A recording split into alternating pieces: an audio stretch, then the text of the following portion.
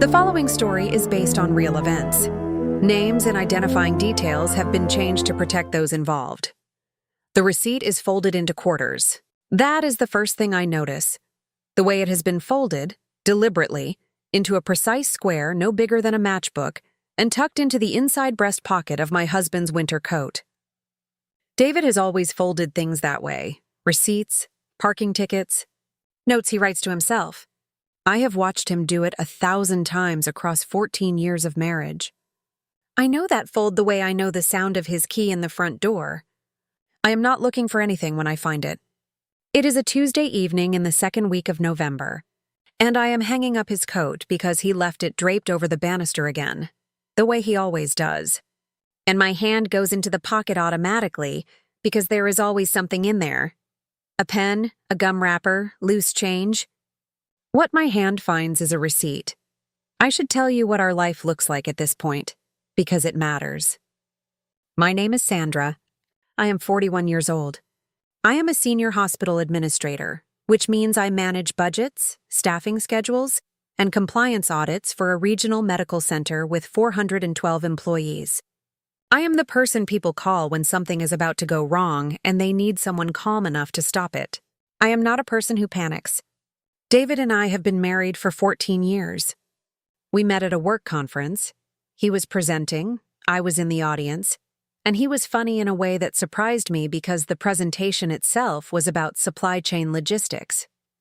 We have 2 children. We have a mortgage. We have a standing reservation at the Italian restaurant on the corner of 5th and Archer every second Friday because we decided years ago that a regular date night was non-negotiable. My closest colleague is a woman named Colleen Park.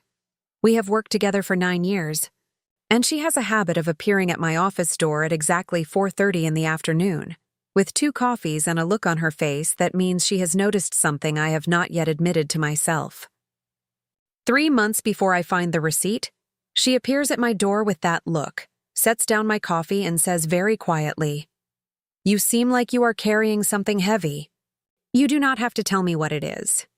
But I am here." I tell her I am fine. I am not sure I am telling the truth. The receipt is from a hotel, the Meridian Suites. It is 40 minutes from our house. The date on the receipt is a Thursday.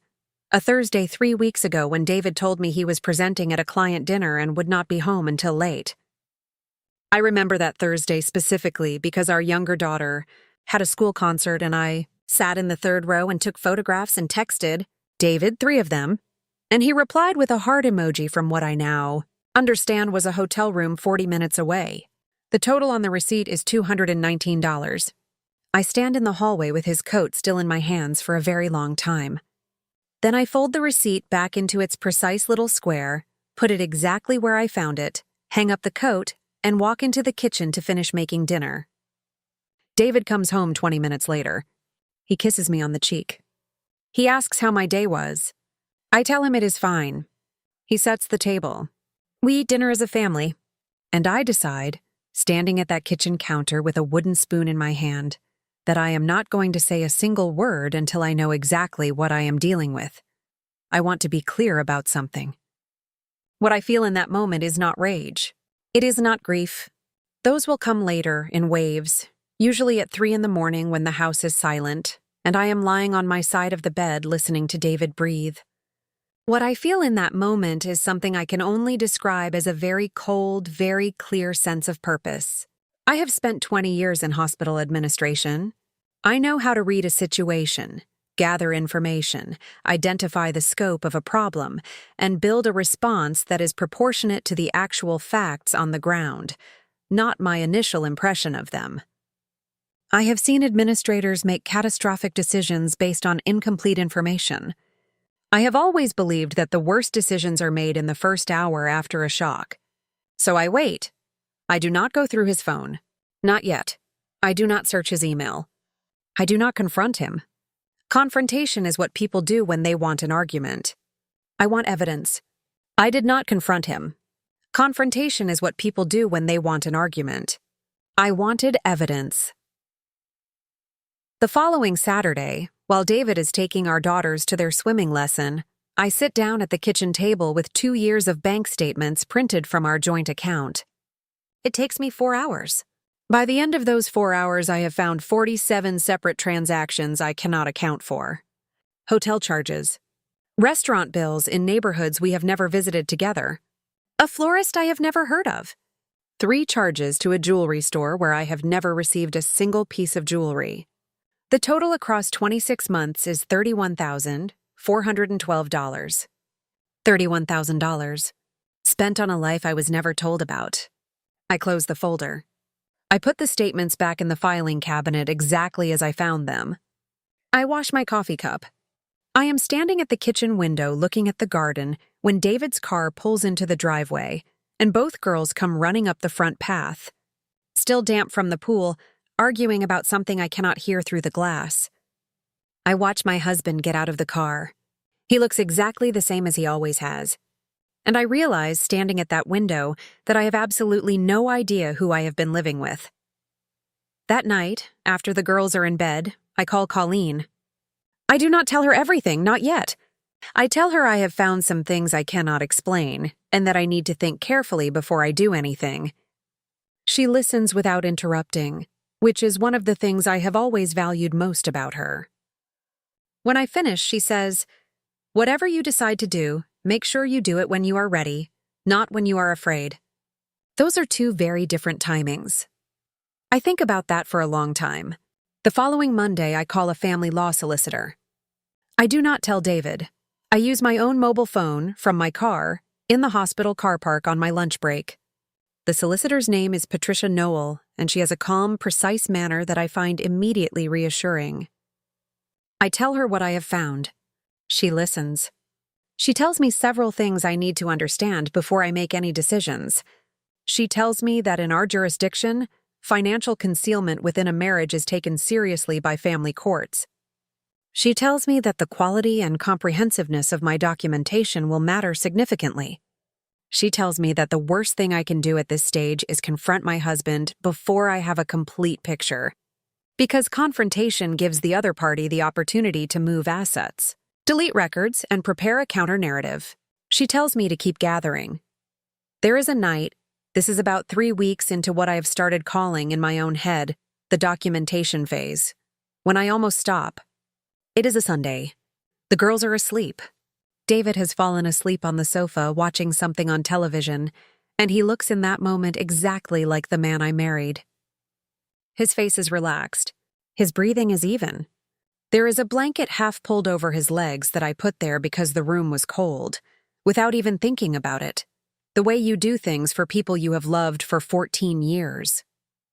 I stand in the doorway and I think about how much easier it would be to simply wake him up, say I found the receipt, hear whatever he says, and let whatever happens next happen. I pick up my phone. I hold it for a long time. Then I put it in my pocket, walk upstairs, open my laptop, and spend the next 2 hours building a spreadsheet. Because I am not doing this to end a marriage. I am doing this to understand one. And understanding requires the complete picture, not the version he is prepared to give me at 11 o'clock on a Sunday night when he is caught off guard. I close the laptop at 1 in the morning. I go to sleep, and I do not waver again. Over the following 6 weeks, what I build is this: a folder stored on a personal drive not connected to any shared account, containing 47 bank transactions with dates and corresponding alibis David gave me at the time, a timeline of events going back 28 months, the name of the hotel appearing 14 times across the records, and 2 photographs I take myself, one of the coat pocket and one of the receipt, still folded into its precise little square. I also hire a private investigator. Her name is Rosario Chen. She is recommended by Patricia Noel.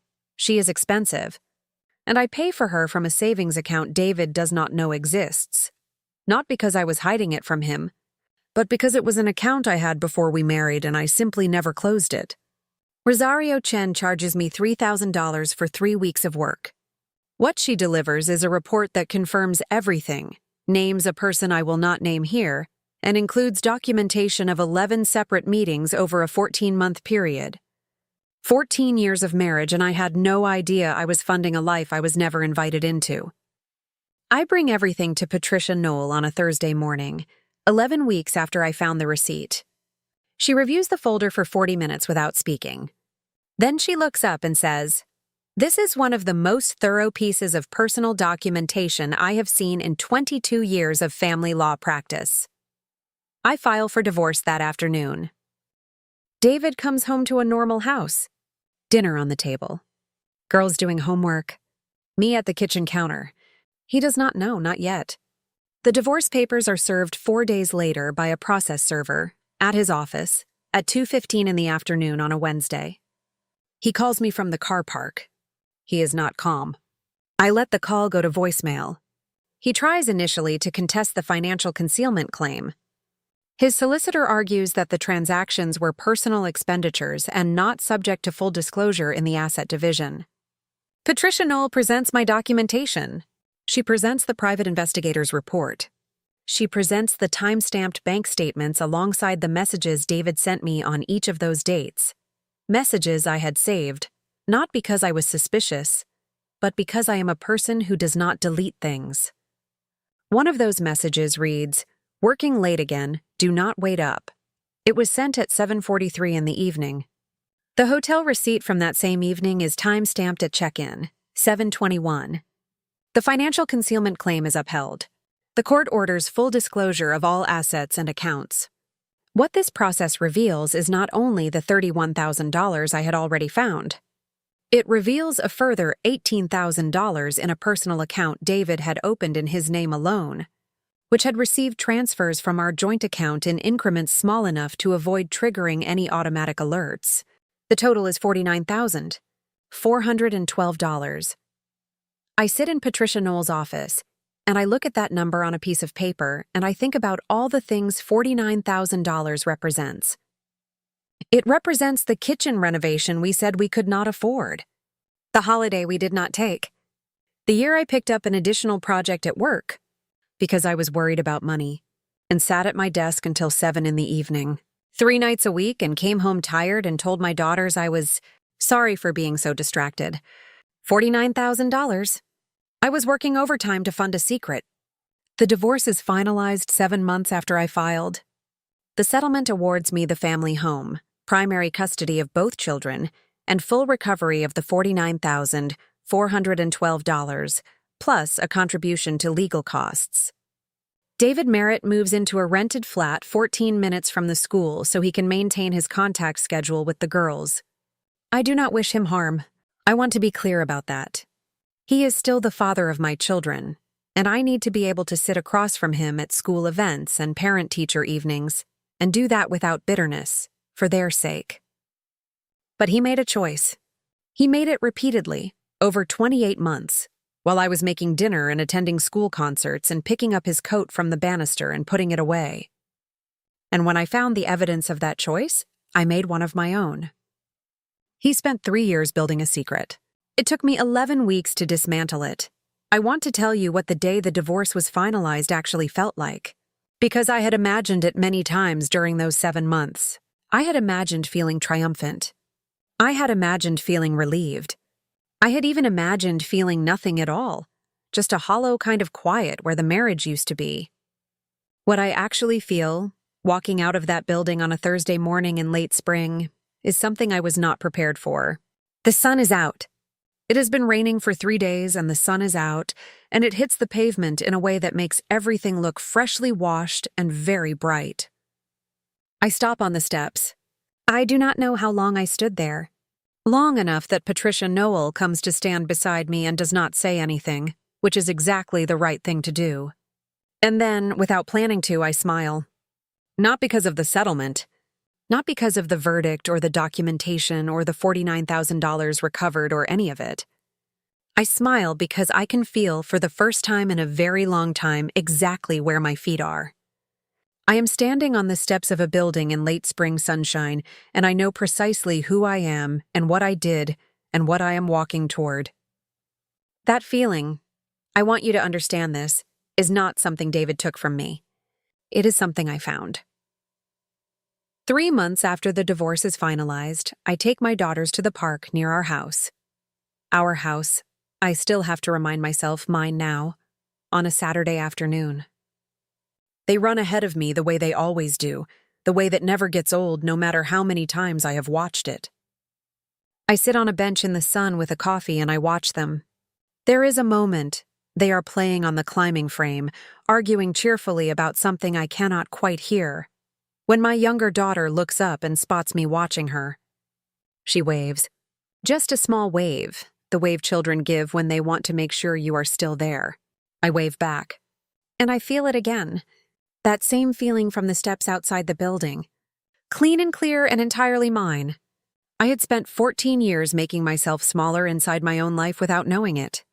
Worrying about what I had missed. What I had not seen. What I should have noticed sooner. But sitting on that bench on that Saturday afternoon, watching my daughters in the sun, I understand something I did not understand before. I did not miss it because I was careless. I missed it because I was busy building a life, a real one, a warm one, and I had chosen to trust the person I built it with. That is not a failure. That is who I am. And it turns out, that person is someone I am very glad to be. The end of a marriage is not the end of a life. Sometimes it is the beginning of the one you were always supposed to be living. I want to ask you something, and I mean this genuinely. Was there a moment in your life when everything you thought you had lost turned out to be the thing that set you free? Tell me in the comments. I read every single one. And I think you will find you are not as alone in this as you might feel right now. If you are somewhere in the middle of a story like Sandra's, not at the park bench yet, still in the documentation phase or the court phase or the 3 a.m. phase, here is the one thing I want you to hold on to. You do not have to be certain about what comes next. You only have to take the next right step. If that step is downloading 2 years of bank statements, do that today. If it is calling a solicitor for a free first consultation, do that today. If it is telling one person you trust, one Colleen Park in your life, what you have been carrying, do that today. The sun will come out on the other side of this. It always does.